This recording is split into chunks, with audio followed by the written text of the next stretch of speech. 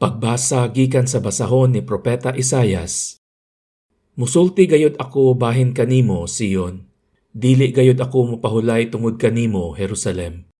Hangtod nga ang imong kadaugan mosidlak ingon sa kahayag, ug ang imong kaluwasan modan-ag ingon sa kahayag, ug ang imong kaluwasan modan-ag ingon sa sulo. Makakitaon niya sa imong kadaugan ang kanasuran, ug makasaksi sa imong himaya ang tanang mga hari. Bag-o na unya ngalan ang itawag kanimo, ug kini ihatag kanimo sa Ginoo. Mahimo kang matahom nga korona diha sa kamot sa Ginoo, usa ka harianong korona diha sa kamot sa imong Dios. Dili ka natawgog sinalikway, ug ang imong yuta dili natawgog biniyaan, kundili tawgon ka na nga akong kalipay, ug ang imong yuta tawgog minyo. Kay nalipay ang Ginoo kanimo ug mahisama siya sa usa ka bana ngadto sa imong yuta. Kay ingon nga ang batan-ong lalaki mangasawa sa usa ka ulay, pangasawon ka usab sa Ginoo. Ug ingon nga malipay ang pamanhunon tungod sa iyang pangasawonon, malipay usab ang imong Dios tungod kanimo. Pagbasa gikan sa unang sulat ni San Pablo ngadto sa mga taga-Korinto.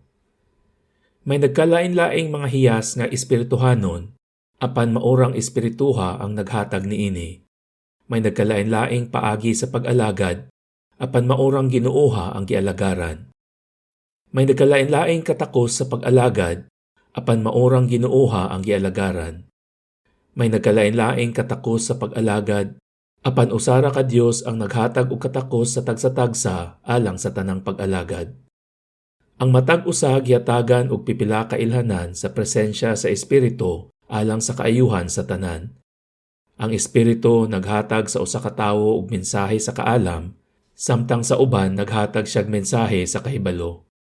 Usa lamang ka Espiritu ang naghatag og pagtuo sa usa ka tawo, samtang sa lain naghatag siyag gahom sa pag-ayo sa mga masakiton. Ang Espiritu naghatag sa usa ka tawo sa gahom paghimog mga milagro, sa laing tawo sa hiyas pagsulti sa mensahe sa Dios, ug sa lain pagayod sa katakos pag-ila sa nagkalain-laing hiyas gikan sa Espiritu ug niadtong dili gikan sa Espiritu. Sa usa ka tawo naghatag siyag hiyas pagsultig laing mga pinulungan, ug sa laing tawo naghatag siyag hiyas pagpasabot sa kahulugan sa maong mga pinulungan. Apan maorang espirituha ang naghimo niining tanan, naghatag siyag nagkalain-laing hiyas sa matag tawo sumala sa iyang pagbuot. Pagbasa gikan sa Ebanghelyo sumala ni San Juan. Sa ikatulo ka adlaw may kasal didto sa lungsod sa Cana sa Galilea, ug didto ang inahan ni Jesus. Gidapit usab si Jesus ug ang iyang mga tinun-an. Sa nahutdan na silag bino, ang inahan ni Jesus miingon kaniya, wala na sila'y bino. Si Jesus mitubag, babayi, ayaw akong tudloi kung unsay akong buhaton. Wala pa moabot ang akong panahon. Unya giingnan sa inahan ni Jesus ang mga sulugoon, buhatan ninyo bisan unsay iyang isugo kaninyo. Ang mga Hudyo may mga tulumanon sa ilang tinuuhan labot sa pagpanglinis, ug tungod niini didtoy gibutang nga unom ka tadyawng bato nga sudlanan og tubig. Ang matag usa kasudlan og kawaan ngadto sa kakatluan ka galon nga tubig. Si Jesus miingon sa mga sulugoon, pun-an ninyog tubig kining mga tadyaw, ug ila kining gipuno. Unya miingon siya kanila, kab-a ang tubig ug dad-a ngadto sa tinugyanan sa kumbira. Ug gidala nila kini ngadto kaniya, ug iyang gitilawan ang tubig nga nahimo ng bino. Wala siya masayod kun diin gikan ang maong bino, apan nasayod ang mga sulugoon nga maoy nagkabo sa tubig.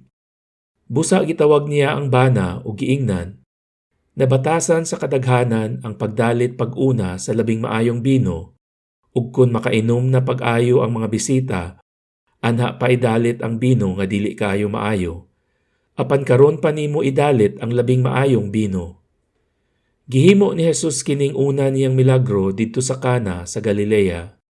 Didto gipadayag niya ang iyang himaya ug nanuo kaniya ang iyang mga tinun-an. Human niini, Si Jesus ug ang iyang inahan ug ang iyang mga igsuong lalaki ingon man ang iyang mga tinun-an nangadto sa Capernaum ug nagpabilin sila didto og pipila ka adlaw.